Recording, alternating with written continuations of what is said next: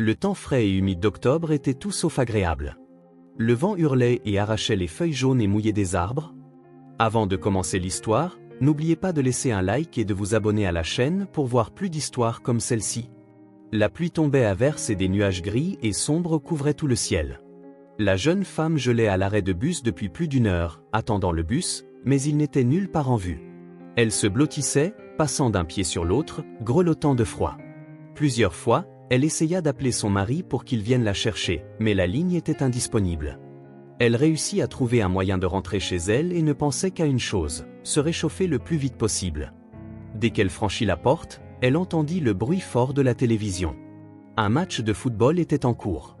Chuck buvait de la bière avec du poisson séché et criait comme un fou, « Allez, vas-y, tire au but. Quel joueur maladroit. J'aurais mieux joué. » Sarah se déshabilla et dit bonjour avec reproche, « J'ai essayé de t'appeler, le bus n'est pas venu encore une fois. Je gèle. Pourquoi n'as-tu pas décroché? Tu aurais pu me ramener en voiture. » Mais son mari fit un geste vague de la main et marmonna, « Bonjour. Eh bien, tu vois, c'est un match important. J'ai éteint mon téléphone pour ne pas être distrait. Mais n'en fais pas toute une histoire. L'essence coûte cher, pas besoin de la gaspiller en faisant rouler la voiture pour rien. Tu es rentré, donc ça va. Va prendre un thé et calme-toi. Dépêche-toi avec le dîner, je meurs de faim. » Sarah soupira profondément et se traîna jusqu'à la salle de bain. Sous le jet d'eau chaude et de mousse parfumée, elle se réchauffa et les petits tremblements qui secouaient son corps cessèrent. Son corps se détendit enfin. Mais à peine sortie de la salle de bain, elle entendit son mari grommeler. « Tu es allé nager ou quoi? Tu devrais économiser l'eau ou on va finir par la gaspiller. J'ai regardé tes courses et je suis vraiment en colère. Je t'ai dit 100 fois d'acheter les choses en promotion, pas au prix fort. » Elle n'en pouvait plus et explosa en réponse, « Chuck, as-tu la moindre conscience? Tu rentres bien avant moi. Tu aurais pu faire les courses pour que je n'ai pas à traîner les sacs lourds, et maintenant tu te plains? Quand es-tu devenu si avare? Bientôt, tu vas économiser sur l'air aussi? Peut-être que j'utilise trop d'eau chaude aussi? » Son mari fronça les sourcils. « N'exagère pas. Tu aimais bien que je sois pratique et que je sache économiser. D'accord, ne sois pas fâché. Le match est fini. Laisse-moi t'aider avec le dîner. » Sarah décida de ne pas poursuivre la dispute. Elle commença à éplucher les pommes de terre, mit le bouillon à chauffer et raconta à Chuck les dernières nouvelles. « Tu te rends compte? Louis mange déjà tout seul et sa main bouge mieux. C'est bon signe. J'ai tellement pitié de lui. Il a beaucoup d'argent, mais il est si seul. À peine vivant après un grave AVC. Je lui apporte de la soupe maison demain, parce qu'il ne va sûrement pas se rétablir bientôt avec la nourriture de l'hôpital. D'ailleurs, ils n'ont pas pu sauver la vieille dame de la chambre 5. Elle est morte, pauvre femme. Elle a tant souffert. » Chuck se plaignit de nouveau, « Je ne comprends pas. Les gens essaient de ramener quelque chose d'utile du travail pour la maison, et toi, tu portes de la nourriture aux malades. C'est quoi cette romance? Ou peut-être que tu as un faible pour lui? Pourquoi le nourris-tu? Il a assez d'argent, qu'il commande des repas au restaurant. Il ne mourra pas de faim. » Sa femme était vraiment contrariée maintenant. « Mais c'est un homme âgé, il a eu un AVC. Je veux juste l'aider. Ne sois pas en colère. » Ils dînèrent en silence. Chuck se coucha tôt et Sarah resta debout un moment, faisant la vaisselle, rangeant, et se traînant à peine jusqu'au lit. Elle était épuisée, mais le sommeil ne venait pas. Elle se tournait et se retournait, soupira, regarda son mari qui ronflait et n'arrêtait pas de penser. Quand était-il devenu si dur, si avare et si indifférent? Tout était si différent avant. Sarah avait toujours voulu devenir infirmière, mais elle n'a pas pu. Sa mère avait été gravement malade, la famille n'avait pas d'argent et elle avait dû travailler comme aide-soignante en unité de soins intensifs. Là, elle s'occupait de patients gravement malades qui avaient subi des opérations lourdes, tous alités. Ses tâches comprenaient changer les draps, nourrir et assurer les soins d'hygiène. C'était un travail très dur, physiquement et mentalement, mais l'horaire était pratique et elle pouvait concilier le travail et les soins à sa mère malade. Comme toute jeune femme, elle aspirait à s'amuser, tomber amoureuse, profiter de la vie, mais elle n'avait tout simplement pas le temps ni l'énergie pour cela. Rick, son camarade de classe, était épris d'elle depuis longtemps. Parfois, elle sortait même avec lui, mais il était si inconstant, imprévisible et peu sérieux que Sarah s'en lassa vite et mit fin elle-même à leur relation. Il était inacceptable qu'il couvre de fleurs tous les parterres puis, la fois suivante, ne vienne pas à leur rendez-vous ou arrive en retard, conduisant sa moto comme un fou. Sa mère non plus ne l'aimait pas et disait que c'était un séducteur. Puis, l'agent d'entretien de leur hôpital, Chuck, commença à lui faire la cour. Il était l'opposé complet de Rick, mature, raisonnable, calculant toujours tout. Ça lui plaisait à l'époque, elle pensait que c'était ainsi qu'un homme devait être.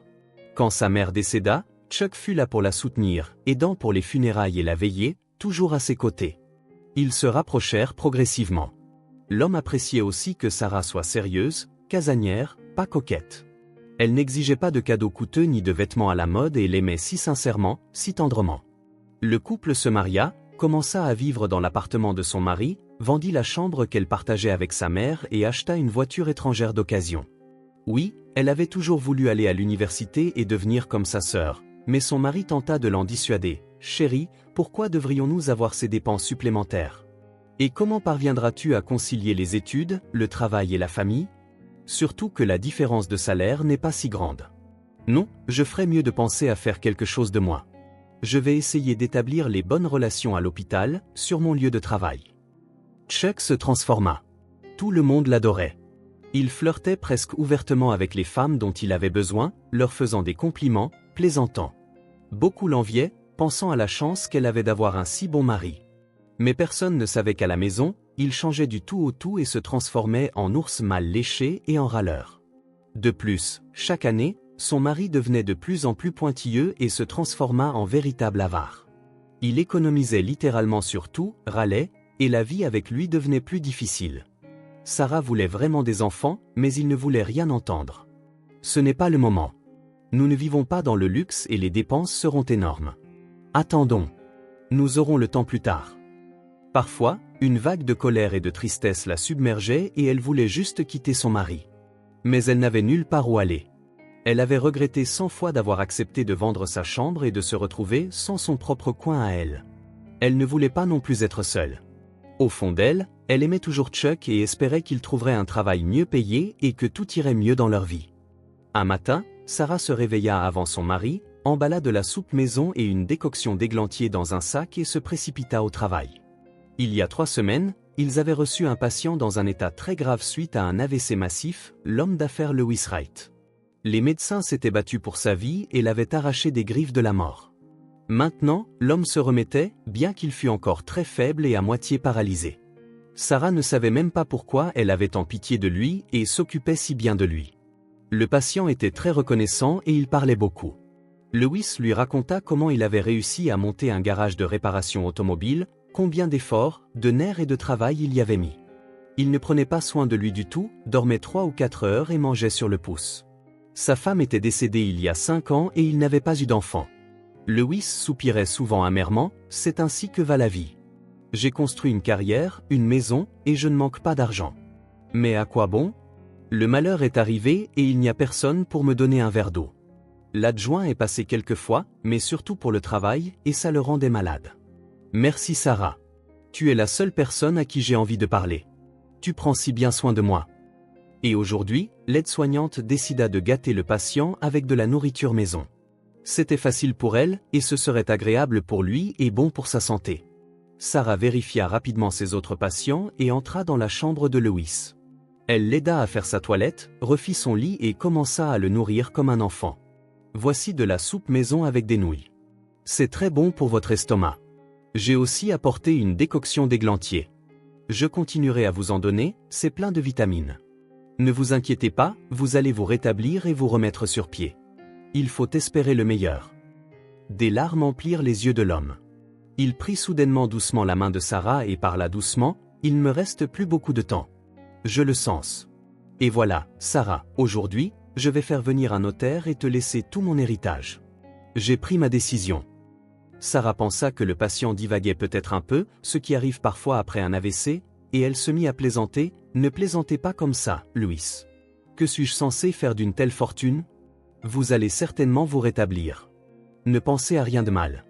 Il y a des progrès positifs, tout ira bien. Ne désespérez pas. » Le lendemain, elle avait déjà oublié la conversation, mais ses collègues commencèrent à l'approcher et à lui demander, « Eh bien, félicitations. Vous êtes presque millionnaire. Votre préféré de la chambre 5 vous a laissé tout son héritage. » Les filles en ont entendu parler. « Tu es maligne, Sarah, tu savais de qui te rapprocher. Sarah ne croyait pas à ces rumeurs et plaisantait simplement, même si elle se sentait gênée de demander aux patients de telles choses. Puis, une semaine plus tard, Lewis décéda. Son état s'aggrava pendant la nuit et ils n'ont pas pu le sauver. Sarah pleura sincèrement. Elle avait tellement de peine qu'une si bonne personne soit morte, et elle s'était même attachée à lui. Bientôt, un notaire l'appela et la convoqua à son bureau. Ce qu'il lui dit la choqua. L'homme lui tendit les clés et dit solennellement, « Lewis Reich vous a légué sa maison en héritage, à vous, Sarah Cooper. Voici, examinez le testament et prenez les documents de la maison. Félicitations.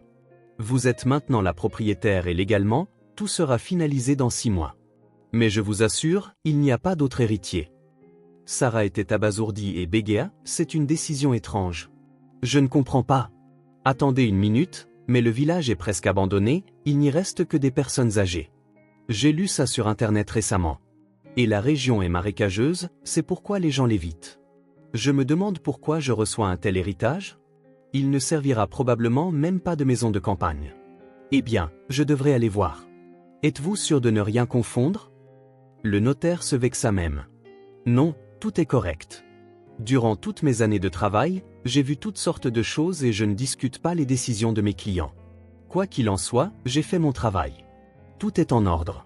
Bonne chance. » À la maison, Sarah eut également droit à une surprise désagréable et à un autre choc.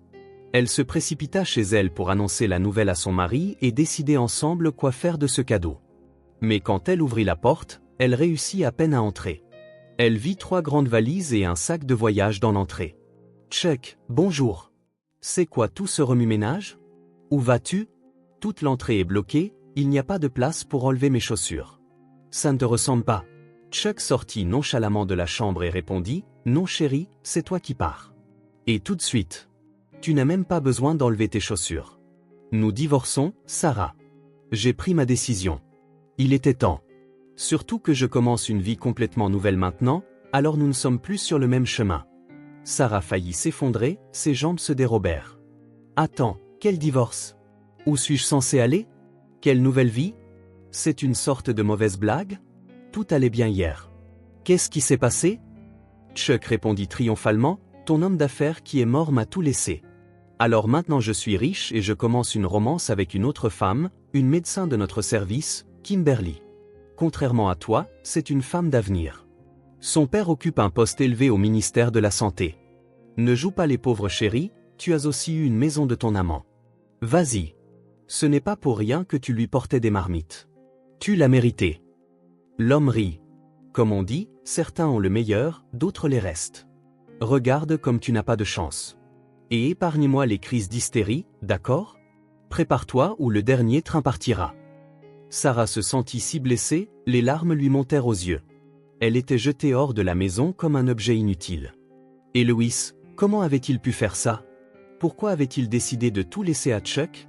Peut-être pensait-il que comme ils étaient mari et femme, lui, en tant qu'homme, gérerait tout sagement. Mais regarde comment tout avait tourné. Elle pleura et supplia son mari de reconsidérer. « Chuck, comment peux-tu faire ça ? Tu ne m'aimes pas du tout ? Pourquoi m'as-tu épousé alors ? Dès que tu es devenu riche, tu as décidé de te débarrasser de moi ? M'as-tu trompé dans mon dos ? Quand as-tu même eu le temps ?» L'homme explosa. Il ne voulait pas de scandale et n'avait aucun désir de s'expliquer. Il jeta simplement toutes les affaires de Sarah, la poussa dehors et verrouilla la porte derrière elle. La femme réalisa qu'avec 3 valises, elle n'arriverait même pas jusqu'au bus, alors elle appela un taxi. Elle pleura tout le trajet, se sentant si honteuse, comme si on l'avait traînée dans la boue et qu'on lui avait craché dessus. Oui, la vie avec Chuck n'avait pas été facile, mais méritait-elle vraiment une telle fin ? Sarah imagina comment tout le monde au travail se moquerait d'elle maintenant. Qu'était-elle censée faire maintenant ? Finalement, ils arrivèrent à destination. Sarah eut le souffle coupé. La maison se trouvait à la lisière du village, presque près du marais. Il y avait des buissons envahissants tout autour et pas âme qui vive. Cela lui donna même la chair de poule. Comment pourrait-elle vivre ici, dans un endroit aussi isolé ? Mais il n'y avait pas de retour possible. Elle déverrouilla la porte et entra. Elle fut profondément déçue. L'endroit était couvert de poussière et à l'abandon. Il était clair que personne n'avait vécu dans cette maison abandonnée depuis longtemps. Les meubles étaient vieux, un poêle, un lit en fer et un sommier métallique.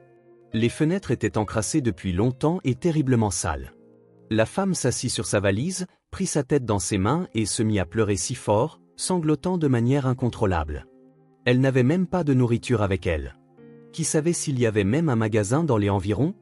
Et pour aller au travail, elle n'avait aucune idée de comment faire. Et pourquoi tout cela lui arrivait-il? Elle marmonna, « Eh bien, merci Louis. Tu m'as vraiment rendu service. Je me souviendrai de ta gentillesse pour toujours. » Elle ne remarqua même pas quand la porte d'entrée s'entr'ouvrit. Elle entendit seulement quelqu'un tousser bruyamment derrière elle et dire « Bonsoir mademoiselle. Je revenais de la ferme et j'ai vu de la lumière. J'ai pensé que peut-être quelqu'un avait emménagé dans cet endroit reculé. Et effectivement, vous voilà. Comment vous appelez-vous? Je suis Vincent, un berger. J'habite à l'autre bout de la rue. Qu'est-ce qui vous amène ici, ma belle? Tout le monde s'en va et vous arrivez dans la direction opposée. » Sarah était si heureuse de voir quelqu'un. Elle essuya ses larmes et bredouilla, « Je suis Sarah. Eh bien, j'ai hérité de cet endroit, pour ainsi dire. Eh bien, c'est quelque chose. Mais je me sens si effrayée ici.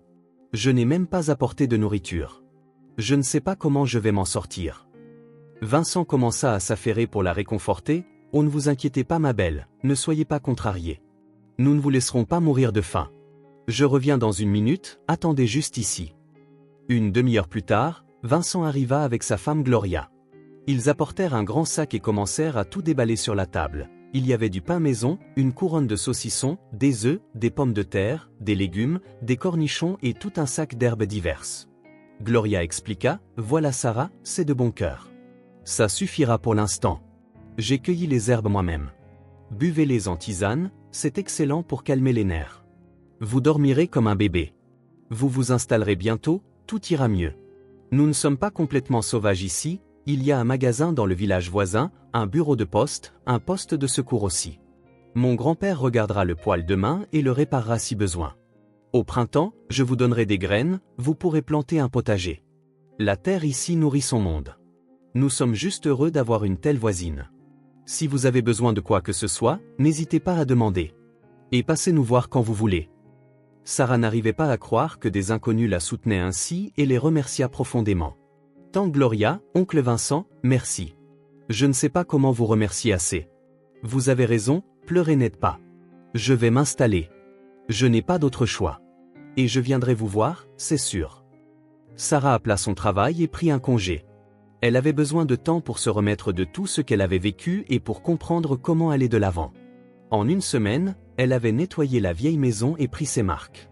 Les voisins lui dirent qu'un garde-chasse avait vécu ici autrefois, mais qu'il était mort depuis longtemps.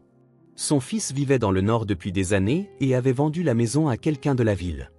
Ils supposèrent que, puisque Sarah était venue, elle devait être parente du garde-chasse. Bientôt, une collègue nommée Sabrina appela et commença à lui raconter les dernières nouvelles. « Oh Sarah, tu ne vas pas le croire. Chuck est devenu si suffisant. Il fait la cour à notre médecin maintenant, se prend pour le nombril du monde, disant qu'il a hérité de millions et dit du mal de toi. Il dit que tu étais une idiote à transporter des marmites et à rester debout toute la nuit pendant que tout l'argent lui est revenu. Comment est-ce arrivé? Comment vas-tu? » Ce scélérat raconte à tout le monde qu'il t'a mise à la porte, disant que tu vis maintenant dans un marais. Est-ce vrai? Et comment vas-tu faire pour aller au travail maintenant? Cela blessa Sarah d'entendre tout ça. Elle répondit doucement, « Je ne comprends pas Sabrina comment c'est arrivé. Mon mari n'a jamais rendu visite à Louise dans sa chambre.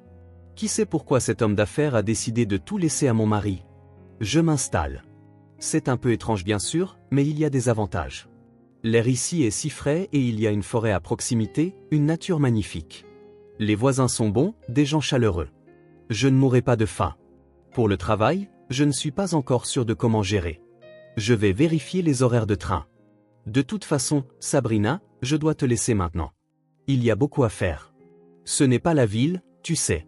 Il faut chercher de l'eau, allumer le poêle. » Après avoir raccroché, Sarah se sentit abattue. Alors maintenant, Chuck menait la grande vie pendant qu'elle était ici à lutter. Quel mari elle avait eu.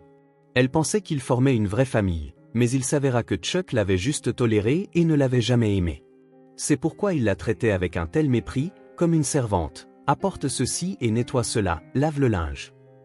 La femme éclata en sanglots. Eh bien, qu'il aille avec sa médecin. Je vivrai sans lui. Et de toute façon, je ne laisserai plus personne entrer dans mon âme. 2 semaines passèrent comme un jour et il était temps pour Sarah de retourner au travail. Elle se réveilla avant l'aube pour prendre le premier train, mais réussit quand même à être un peu en retard. Elle n'eut même pas le temps de se changer avant d'être appelée d'urgence chez le chef de service, et ces mots la frappèrent durement. « Alors Sarah, vous voilà enfin. Où étiez-vous pendant tout ce temps? Vous vous êtes absentée du travail. Eh bien ma chère, vous êtes renvoyée. Je ne pensais pas que vous nous laisseriez tomber comme ça, Sarah. Nous avons déjà embauché quelqu'un pour vous remplacer. » La femme pleura, déchirée par des sentiments de blessure et d'injustice. « Comment ça, renvoyée? J'ai appelé l'infirmière en chef et demandé un congé pour raison familiale. Je pensais que tout était en ordre. Mais s'il vous plaît, comprenez ma situation. Mon mari m'a quitté et maintenant je perds aussi mon travail. Comment suis-je censé vivre maintenant? Et de quoi vais-je vivre? » Le chef de service haussa simplement les épaules. « J'aurais préféré que ce soit autrement. Je sais que vous êtes une travailleuse acharnée et vous n'avez jamais eu de plainte avant. Je ne sais pas ce qui s'est passé avec votre mari, mais vous savez, peut-être que c'est mieux ainsi que vous soyez renvoyé. Chuck a complètement perdu la tête. Il répand toutes sortes de saletés sur vous. Il a des soutiens puissants maintenant, vous savez. Et c'est trop tard maintenant. L'ordre de votre licenciement est déjà signé. Alors nous nous séparons. » Sarah essaya de garder son sang-froid et de ne pas pleurer devant ses collègues, mais elles parlèrent tout en même temps, lui disant que c'est Chuck qui avait tout orchestré, se vantant même que maintenant il n'aurait plus à travailler aux côtés de son ex-femme. Sabrina dit, « Ils ne nous considèrent même plus comme des personnes. Ils nous regardent tous de haut, se promènent avec la médecin comme s'ils étaient en couple. Il est tout tiré à 4 épingles, se donnant des airs importants. Il ne mange plus à la cafétéria, il est toujours au restaurant avec sa nouvelle amante. Sans vergogne, c'est le moins qu'on puisse dire. C'est si triste que tu partes, vraiment. Mais ne t'inquiète pas Sarah, Chuck recevra ce qu'il mérite. Tu verras. Ne nous oublie pas. Appelle-nous. » Sarah était émotionnellement anéantie. Elle retourna au village, ses pas la menèrent à la maison de Vincent, où elle pleura finalement tout son soûl sur l'épaule de la vieille femme. Gloria la réconforta de son mieux. « Eh bien, ton mari s'est avéré être une vraie vipère, n'est-ce pas? Toujours à essayer de ruiner ta vie. Ne pleure pas ma chère, ne te ronge pas pour ça. Tu sais, on dit que Dieu ne donne pas d'épreuves plus grandes que nos forces. Tu surmonteras ça. C'est une leçon à apprendre. Voici ce que nous allons faire, nous irons au village voisin au poste de santé. Peut-être qu'ils te prendront. On manque vraiment de personnel ici. Qui sait, peut-être auras-tu de la chance. Je glisserai un mot pour toi. Tout le monde me connaît, je suis né et élevé ici. Ne t'inquiète pas, tout s'arrangera. Tu pourrais même rencontrer ton destin. La vie a ses hauts et ses bas. » Sarah agita les mains. « Non, ça suffit. J'en ai eu assez. Cet amour ne m'a causé que des problèmes. Il ne me traitait pas bien avant et maintenant il ne peut tout simplement pas se calmer, comme s'il se vengeait de quelque chose. Nous, les femmes, sommes si idiotes. Oh comme nous sommes sottes. J'étais comme une servante auprès de Chuck, toujours à essayer de lui plaire, avalant toutes les insultes, protégeant la famille. Et pourtant lui, le salaud, m'a piétiné et s'est essuyé les pieds sur moi. » Sarah eut de la chance. Le vieux médecin un peu aveugle, Albert, était assez heureux d'avoir une assistante. Il manquait de personnel, alors ils l'embauchèrent. Le salaire était bien sûr maigre, mais elle en était reconnaissante. Tout valait mieux que de rester sans argent. Et ainsi ses jours à la campagne passèrent. Au début, Sarah pleurait dans son oreiller chaque nuit, mais ensuite elle s'y habitua. Vincent lui apporta un adorable petit chiot, potelé avec une queue courte. « Tiens, je t'ai apporté un chien de garde. Notre chienne a eu des petits et nous avons décidé de t'en donner un. Regarde comme il est drôle. Il sera comme une clochette gardant la maison, ne laissant pas entrer les étrangers. Ce sera plus amusant pour toi aussi. Le prendras-tu? Je lui construirai une niche, ne t'inquiète pas. » Sarah était folle de joie et prit doucement le petit dans ses bras. Le chiot aboya, la renifla et lui lécha la joue. Sarah rit et dit « Merci on. Je l'appellerai Neige. Je ne sais pas comment je n'y ai pas pensé. Ce sera certainement plus amusant avec lui. D'accord petit, allons-y, je vais te nourrir. » Les villageois aimaient Sarah, car elle traitait tout le monde avec gentillesse et un cœur ouvert. Elle était douée pour faire les piqûres et Albert lui enseignait patiemment tout ce qu'il savait, disant « Les personnes âgées ont toutes sortes de maux, si ce n'est pas la sciatique, c'est l'hypertension. Les soigner est une chose, mais le plus important est d'écouter, de montrer de la compassion. Et toi, Sarah, tu fais ça mieux que personne. Tu es une fille intelligente avec un bon cœur. Tu vois, Sabrina a passé une semaine entière à lui frictionner le dos avec une pommade au poivre et ça a vraiment aidé. » Ces mots gentils étaient très agréables pour Sarah et la vie au village ne semblait plus si horrible. Pendant ce temps, Chuck prospérait. Enfin, une période de chance était arrivée dans sa vie et il n'avait plus besoin d'économiser. Sa conscience ne le dérangeait pas du tout et il n'avait pas pitié de Sarah. Il s'était lassé depuis longtemps de sa femme et plus elle essayait de lui plaire, plus il devenait irrité. Il la considérait comme faible, n'étant ni chair ni poisson, capable seulement de faire des courses pour les malades et de laver les sols. Souvent, Chuck la provoquait délibérément jusqu'aux larmes, espérant qu'elle craquerait et le quitterait d'elle-même. Mais non, cette poule pleurait et lui pardonnait à chaque fois. Il se reprochait souvent de l'avoir épousée. Elle était jeune alors, naïve, douce, docile, mais à quoi bon? Le corps jeune perdit vite son charme, il n'y avait aucune perspective, et tout n'était qu'une vie morne. Chuck convoitait Kimberly depuis longtemps, une jeune médecin ambitieuse. Son père avait des relations partout, ce qui faisait que Kimberly agissait avec arrogance et confiance, et n'accordait même pas un regard à l'agent d'entretien. Mais maintenant, tout avait changé. Il était le propriétaire d'une grande fortune, ce qui faisait de lui un parti désirable. Chuck commença à faire la cour à Kimberly, lui achetant des paniers de fleurs, l'emmenant au restaurant et achetant même une voiture Tapax en grave-l'œil. La dame distante commença à s'adoucir, flattée par l'attention.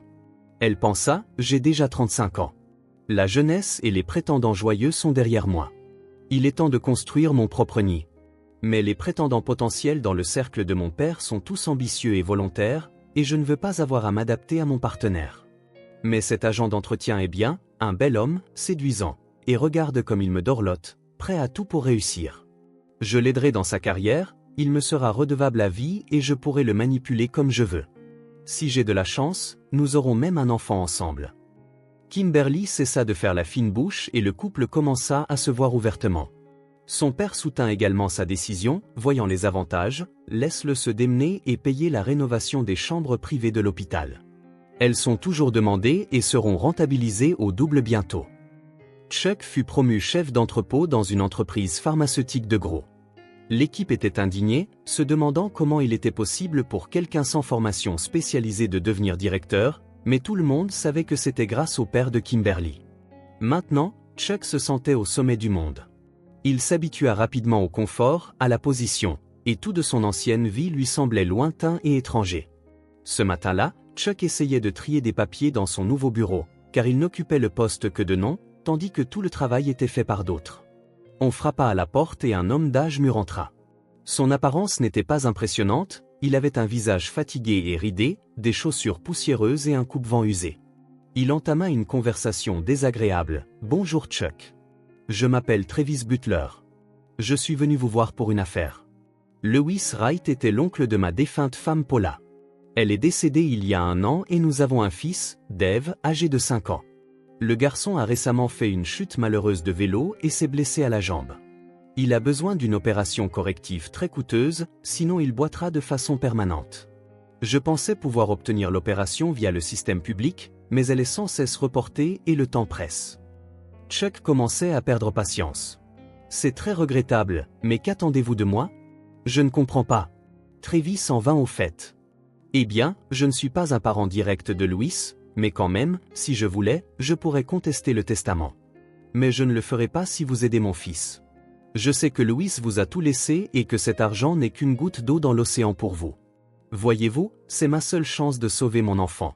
S'il vous plaît, comprenez ma situation. Je promets que je ne vous dérangerai plus. » Chuck, qui était naturellement avare, lança sèchement, « Écoutez-moi bien, sortez d'ici. Vous vous croyez malin de venir mendier de l'argent juste parce que votre défunte femme était parente d'un homme d'affaires? Pourquoi ne lui a-t-il pas tout laissé à elle? Vous n'aurez rien. Et ne revenez pas ici. Vous feriez mieux de ne pas essayer de vous mesurer à moi. Vous n'êtes pas de taille. » Travis partit déçu, son dernier espoir de sauver son fils s'évanouissant. C'était stupide de compter sur la décence et la conscience d'un étranger qui avait hérité des millions de quelqu'un d'autre. L'homme monta dans sa vieille voiture et repartit vers l'autre ville où il vivait avec son fils. Des pensées sombres le tourmentaient. Travis était en colère contre lui-même d'être incapable d'aider son propre fils, et il avait été trop timide pour demander de l'aide à Louis de son vivant. Et maintenant? Dave allait-il boiter avec des béquilles toute sa vie? Est-ce une vie pour un enfant? Travis ne remarqua pas quand un lapin traversa la route en courant juste devant sa voiture. Il pila brusquement, mais la voiture dérapa et sortit de la route pour tomber dans le fossé. La dernière chose dont Travis se souvint fut le bruit sourd de l'accident, puis le noir. Sarah haletait dans sa cour, essayant de couper du bois de chauffage. Elle transpirait abondamment, luttant avec la tâche, car elle n'était pas habituée à un travail aussi dur. Le premier gel était arrivé et elle chauffait le poêle pour se tenir au chaud. Soudain, Neige se mit à aboyer bruyamment et à tirer sur sa chaîne. Sarah sortit et eut le souffle coupé. Là se tenait Vincent, tenant un homme inconscient et criant « Sarah, ouvre !» La voiture a dérapé hors de la route. J'ai à peine réussi à sortir ce pauvre type. Tu es infirmière, aide-le. Sarah allongea le patient sur le canapé. Mais je ne suis pas infirmière, oncle Vincent, juste une aide-soignante. Vous auriez dû appeler une ambulance, pas le traîner jusqu'à moi. Et s'il meurt? On m'accusera. Allez chercher le médecin du poste de secours. Le vieil homme grommela, comment aurais-je pu appeler une ambulance? Il n'y a pas de bon réseau par ici et j'ai laissé mon téléphone à la maison. À quoi me sert-il à la ferme? Le téléphone du pauvre type est cassé aussi. Qu'est-ce que j'étais censé faire? Le laisser en difficulté? Regarde, examine-le pendant que je vais chercher le médecin.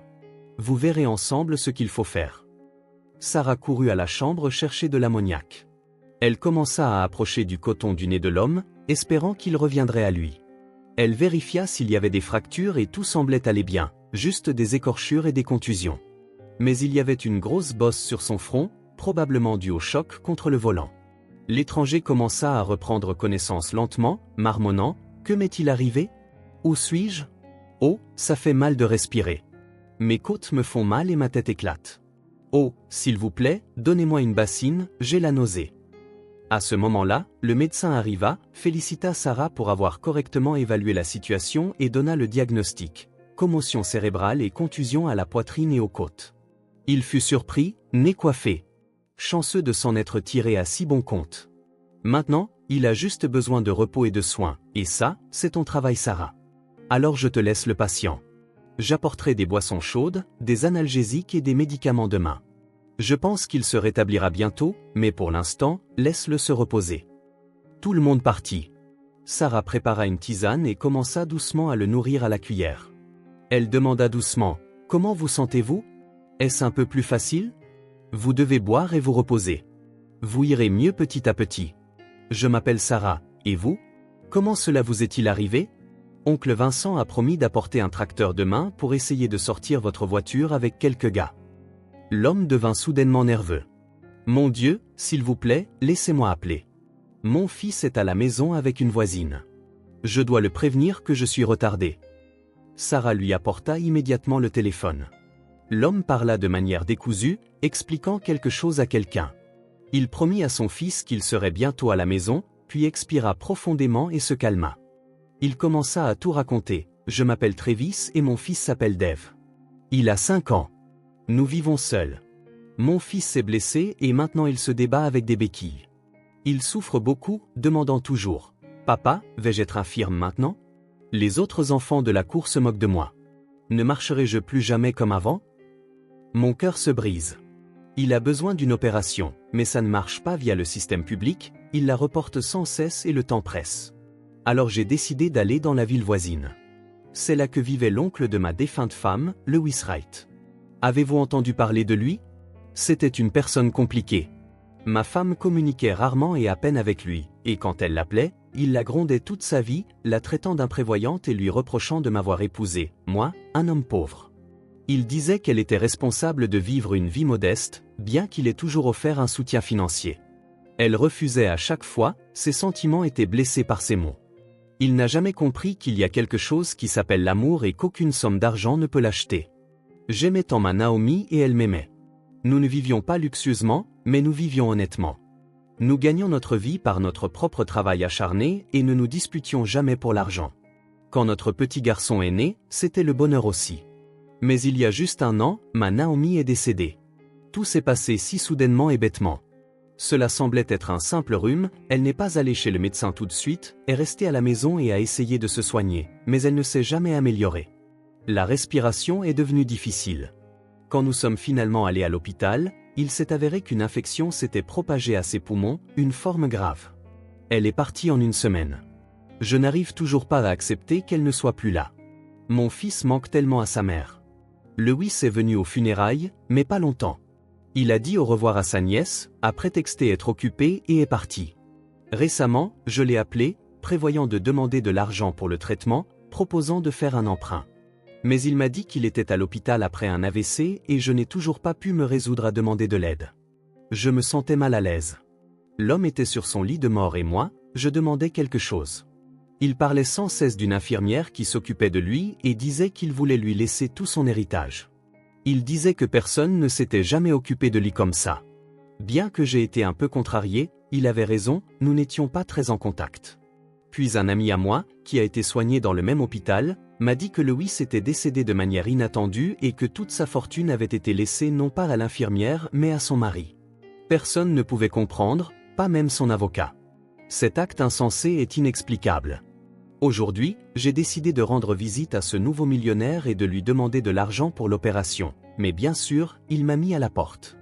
Et me voilà tout secoué, ne remarquant pas un animal sur la route et perdant le contrôle.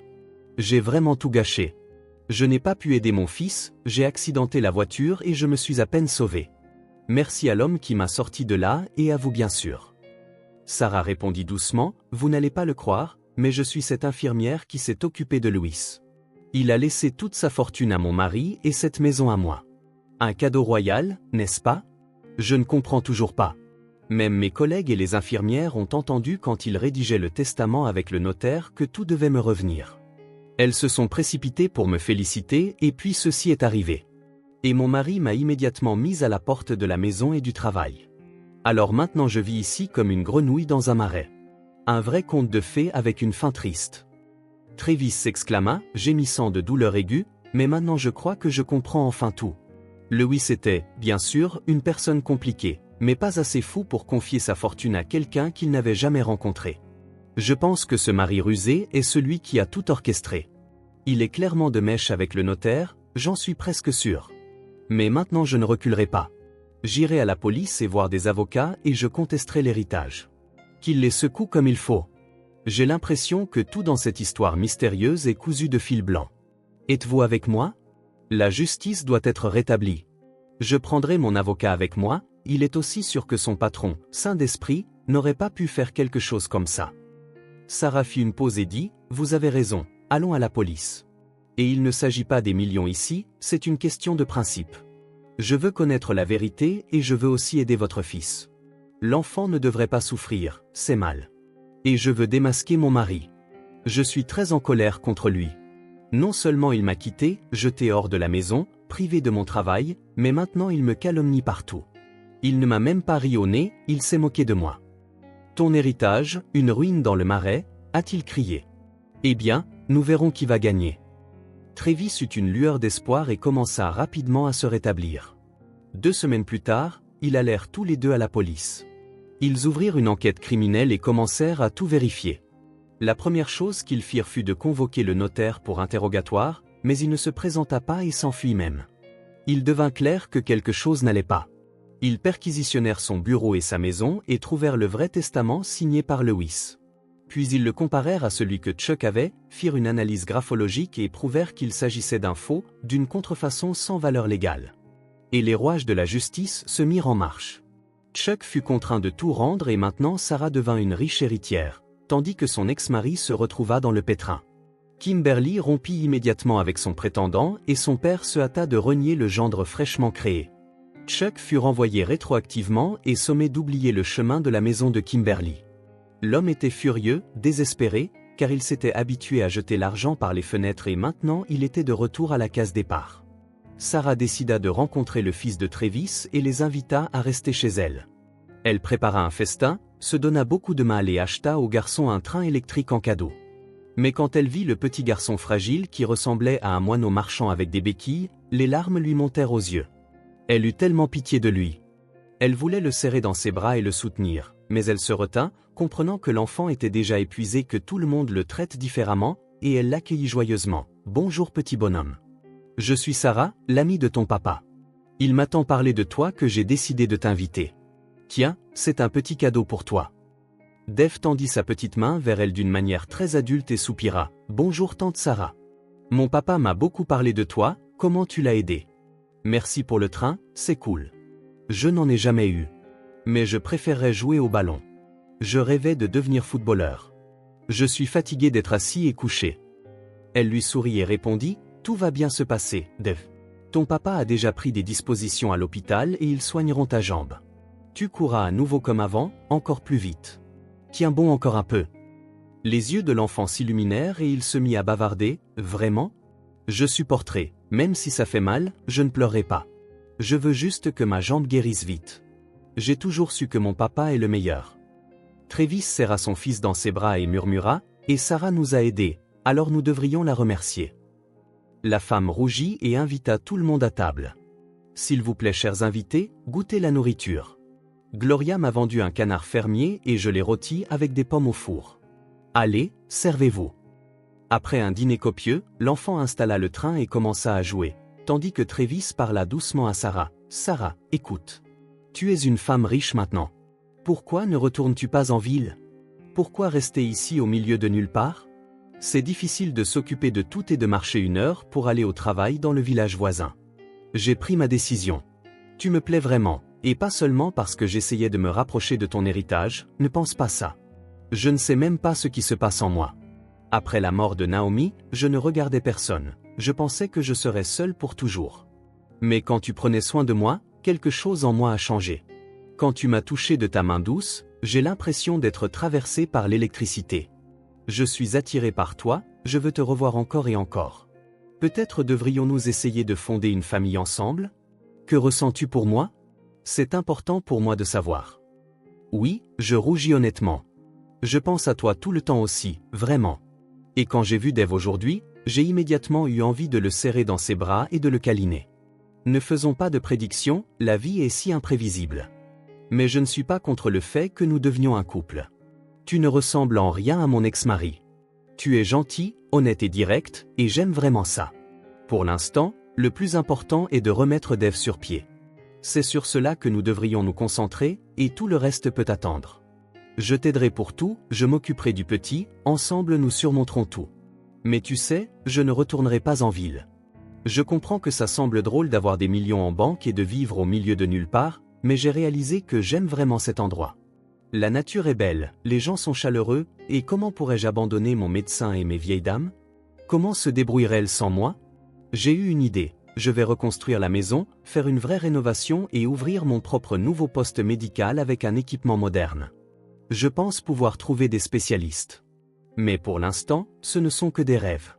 D'abord, je dois finir ma formation, et c'est le bon moment pour ça. Je veux vraiment que ce village abandonné prospère, que les jeunes reviennent et qu'on entende les rires des enfants. J'aimerais aussi ouvrir un petit magasin, parce que les pauvres doivent marcher jusqu'au village voisin sous la tempête de neige juste pour acheter le nécessaire. Ce n'est pas bien qu'ils doivent faire ça. Je me suis acclimaté ici, j'y ai réfléchi et je ne veux pas retourner dans la ville étouffante et animée. Là-bas, tout le monde est étranger l'un à l'autre, mais ici, nous sommes tous comme une grande famille. Oui, parfois nous nous disputons, nous nous vexons, qu'y faire? Mais si le malheur frappe, tout le monde donnerait son dernier sou, il viendrait t'aider. Si tu n'as pas peur des difficultés et que tu es prêt à t'impliquer dans tout ça, je serai heureuse. J'ai vraiment besoin d'un assistant, je ne peux pas gérer tous mes projets seul. Et ce sera plus facile pour le petit de suivre sa rééducation ici. Il aura son propre jardin, de l'espace, il pourra courir autant qu'il veut. Nous achèterons une voiture, nous pourrons l'emmener à l'école et en ville. Et nous vivrons ici.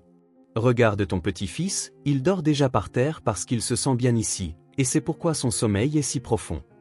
Travis déplaça doucement son fils sur le lit, et Sarah le couvrit d'une couverture. L'homme répondit doucement, « J'accepte d'être ton ami, ton aide, ta personne proche, quoi que tu dises, tant que je suis à tes côtés. Avec toi, mon cœur me dit que tout fonctionnera pour nous. » Avec Travis, tout était différent. Il était tendre, si protecteur et si attentionné envers Sarah. Elle baignait littéralement dans son amour et sa chaleur et ne regretta jamais de lui avoir dit oui. C'était si inhabituel et agréable de se réveiller et de voir un bouquet de fleurs sauvages et un mot sur la table de nuit qui disait « Pour la femme la plus merveilleuse du monde. Je t'aime. » Maintenant Sarah comprenait ce que signifiait être aimée et désirée, car pendant des années, elle n'avait fait que donner son amour à son ex sans jamais rien recevoir en retour. 7 ans passèrent. Sarah devint infirmière diplômée après une formation en ville et devint le médecin le plus respecté du village. Des gens de tous âges venaient la voir et elle ne refusait jamais personne. Si nécessaire, elle se précipitait au milieu de la nuit pour aider. Le poste médical fut rénové, équipé d'un échographe et d'autres équipements nécessaires. Un petit magasin fut ouvert dans le village, un projet de Trévis. Il le construisit lui-même, achetait les produits et gardait tout sous contrôle. Les villageois étaient très reconnaissants. Le couple était marié depuis longtemps et leur famille était unie, proche et forte. Dave était guéri et l'opération fut un succès. Maintenant, c'était un adolescent qui étudiait bien, adorait ses parents et essayait de les aider en tout. Une belle fille, Lily, grandissait dans la famille, une copie parfaite de Trévis. Et Sarah se considérait comme la femme la plus heureuse, car tout ce dont elle avait rêvé s'était réalisé. Un jour, des journalistes de télévision et même un riche bienfaiteur vinrent leur rendre visite. Ils filmèrent un reportage sur le village et la famille Butler, qui travaillaient sans relâche comme des abeilles pour le bien des gens et essayaient de faire revivre le village. Pendant que Sarah donnait une interview, elle remarqua que l'homme riche avait définitivement des problèmes de foie. Les symptômes étaient clairs. Elle le persuada de passer une échographie à son poste. Au début, il rit. « Chère Sarah, j'ai mon propre médecin dans une clinique privée d'élite, mais un poste médical, c'est drôle, non ? Bien que, bien sûr, vous ayez raison sur ce que vous avez dit. J'ai un petit goût dans la bouche le matin, j'ai souvent la nausée et j'ai une lourdeur du côté droit. Mais si ça vous amuse, allons-y et vous pouvez tout me montrer. » L'homme d'affaires fut surpris de la propreté et de l'entretien du lieu et passa l'examen. Sarah le rassura, « Dieu merci, rien de critique pour l'instant, mais votre foie est hypertrophié et le flux biliaire est perturbé. Voici un mélange d'herbes que j'ai cueilli moi-même. Buvez-le pendant un mois et tout ira mieux. Vous me remercierez plus tard. » Ils se dirent au revoir. Sarah avait presque oublié ce patient de la ville, mais quelques mois plus tard, il revint, la remerciant. L'effet de ces herbes était excellent, il se sentait complètement différent. L'endroit ici est vraiment spécial, l'air lui-même est enivrant. Et vous aviez raison de vouloir faire revivre le village. Alors je pensais, peut-être devrais-je ouvrir ma propre scierie ici? Ou créer une production laitière? Fabriquer des produits naturels, créer des emplois. Et peut-être que si les gens sont payés décemment, les jeunes reviendront au pays. Qu'en pensez-vous? Je vous suis vraiment reconnaissant. Je me sens tellement mieux maintenant. La femme fut très heureuse et soutint l'idée. Cet endroit était devenu sa maison depuis longtemps. Parfois, il lui semblait même qu'elle y était née et avait grandi. Chuck rentra du travail très en colère. Après toutes les persécutions, il avait à peine réussi à trouver un emploi de mécanicien dans une usine. Une journée entière dans la saleté et la crasse, les mains noircies et calleuses, et un salaire misérable. À la maison, sa femme en surpoids portait une robe de chambre grasse et des bigoudis, et il y avait toujours 3 petits-enfants bruyants. Il n'avait jamais eu l'intention d'épouser Wendy et ne se souvenait même pas comment il lui avait fait la cour en état d'ébriété lors d'une fête dans un garage avec d'autres hommes, juste pour s'amuser, comme un défi. Puis il s'avéra qu'elle était enceinte. Il était sur le point de nier sa responsabilité comme d'habitude, mais elle n'était pas si facile à écarter. La femme promit de le poursuivre en justice s'il l'abandonnait. Il n'eut d'autre choix que de l'épouser. Wendy comprit vite que si elle continuait à avoir des enfants, elle n'aurait pas besoin de travailler et pourrait vivre des allocations familiales. De plus, Chuck n'irait nulle part maintenant. Chuck essaya de raisonner sa femme sur l'ordre et les économies, mais c'était inutile. Wendy avait un tempérament explosif et criait tellement sur son mari qu'il était prêt à rester silencieux juste pour qu'elle arrête de crier. Elle cuisinait terriblement mal, n'aimait pas non plus faire le ménage. Les enfants grandissaient comme de la mauvaise herbe. Chuck mangeait une soupe fade et sans goût pendant que sa femme, comme toujours, criait sur les enfants. L'atmosphère dans la maison était insupportable. Puis il vit le reportage aux informations. Là, à la télé, se trouvait son ex Sarah avec son mari et ses enfants. Elle avait l'air si épanouie, si heureuse. Le journaliste la louait, l'appelant la famille idéale, une maison pleine de vie, une médecin respectée, et énuméra toutes ses réalisations. Des larmes montèrent aux yeux de Chuck. Il tourna immédiatement son regard vers le visage acariâtre de Wendy, de frustration, jeta la télécommande. Une vague de tristesse l'envahit, une envie noire, la colère envers Sarah et la haine envers lui-même le submergèrent. Il serra les poings et siffla, « Mon Dieu, comme tout est injuste. Ce n'est pas une vie, c'est une sorte de punition. Mais pourquoi certains ont-ils tout et d'autres rien? Regardez cette pauvre infirmière malchanceuse, ce pauvre petit agneau, elle a réussi dans le monde. Bien sûr, avec ces millions, on peut tout faire. Et moi, je dépéris ici, supportant cette idiote que je n'aime même pas. S'il n'y avait pas les enfants, je serais parti depuis longtemps. Mais pourquoi tout est-il ainsi? Pourquoi? Et son esprit, involontairement, se remémora ces temps où il vivait avec Sarah, comment son appartement brillait de propreté, comment cette femme tranquille l'aimait, lui pardonnait tout, et comment il l'avait terriblement traitée, ne valorisant pas ce qu'il avait, s'essuyant les pieds sur elle, l'humiliant. Et croyez-le ou non, Sarah a tout enduré, n'a pas craqué, et maintenant sa vie est merveilleuse. Et la sienne? Il avait autrefois cette souris grise, rien de spécial, et maintenant elle s'était épanouie en quelque chose de beau. Wendy comprit tout, lança un regard sévère à son mari et commença à le provoquer délibérément. « Qu'est-ce qui ne va pas? Tu fais cette tête? Je ne te plais pas? Tu te languis toujours de ton ex-femme? Mais tu l'as mise à la porte et puis la médecin t'a chassé comme un chien. Comment t'attendais-tu à ce que ça se passe? Tu penses que je suis folle de toi? Tu n'es même pas un homme, tu ne sais pas aimer. Alors sois heureux que je te tolère même. Je pensais avoir des enfants pour toi, pensant que tu pourrais les aimer, mais tu ne t'en soucies même pas. Fini de manger? Alors va faire la vaisselle ou tu vas filer droit. J'aurais aimé ne jamais t'avoir vu. » Toute la nuit, Chuck ne dormit pas. Il préparait sa vengeance. « Je vais vous montrer, les tourtereaux. Vous allez pleurer encore. » Il ne supportait pas de voir comment la vie semblait lui sourire. Il prévoyait d'envoyer un salut du passé, quelque chose qu'il n'oublierait pas de sitôt.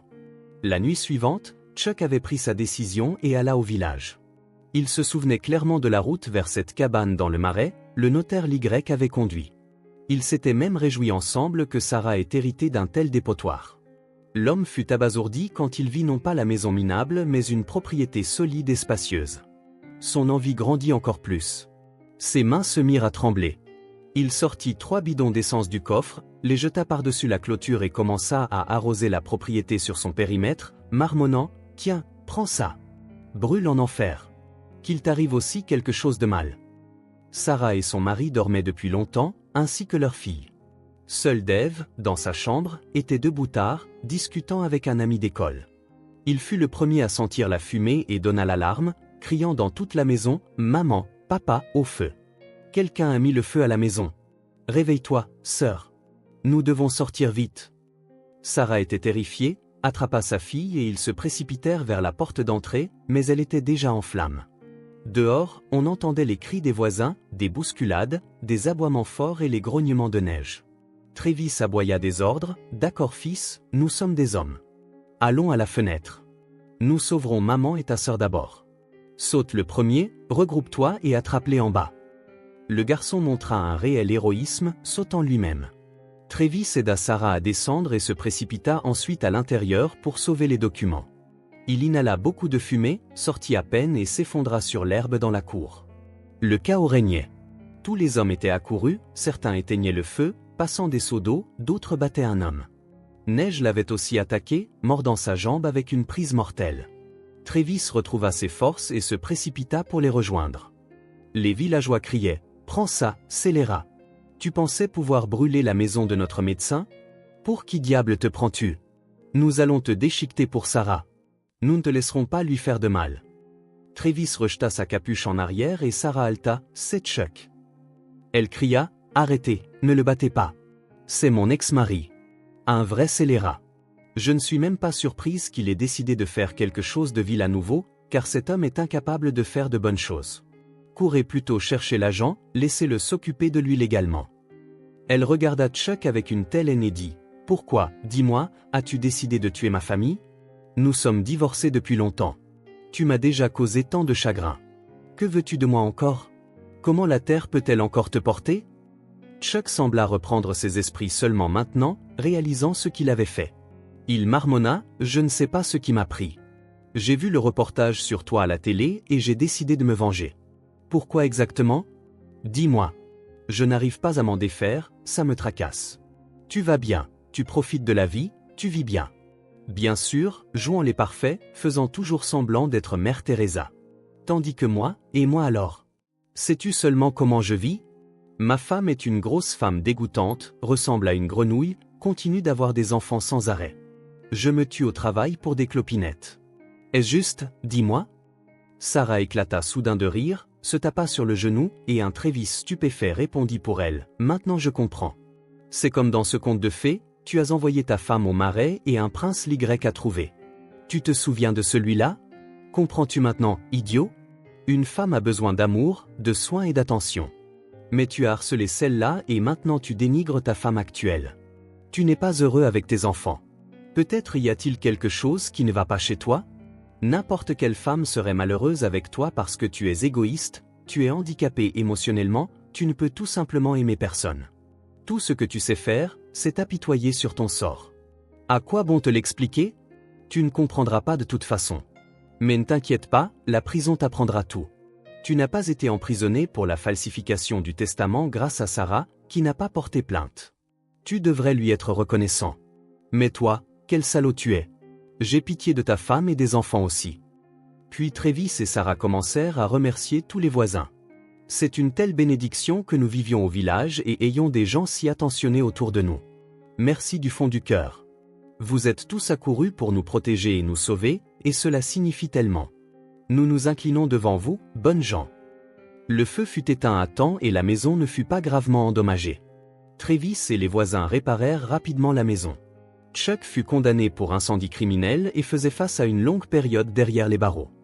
Il joua la carte de la pitié, affirmant être père de 3 jeunes enfants, espérant une peine réduite. Wendy ne vint jamais le voir, ni au procès ni en visite, écrivant seulement une lettre, « Je divorce de toi ». Sarah et Travis sont des gens formidables. Tu as essayé de les tuer et ils m'aident. Les enfants n'ont pas besoin d'un père comme toi. Quel genre d'exemple es-tu pour eux? Que peux-tu leur apprendre? Tu ne peux vraiment apporter de joie à personne. Vis ta vie comme tu veux, puisque personne n'a besoin de toi maintenant. Chuck passait ses jours derrière les barreaux, maudissant tout le monde autour de lui. Il était de nouveau seul, indésirable, un prisonnier solitaire. Après l'incendie, la famille Butler devint encore plus unie. Sarah serra son fils dans ses bras et dit sincèrement, « Dave mon chéri, je suis si fier que ton père et moi ayons élevé un vrai homme, un héros. Tu m'as sauvé avec altruisme et agi comme un adulte. Tu n'as pas eu peur, tu n'as pas perdu ton sang-froid, même si tu n'es encore qu'un enfant. Merci mon fils bien-aimé. » Le garçon rougit, serra Lily dans ses bras, la chatouilla et dit, « C'est parce que je l'aime, même si parfois elle est juste insupportable. Mais Lily est ma sœur. Comment aurais-je pu agir autrement? Je vous aime tous les deux aussi.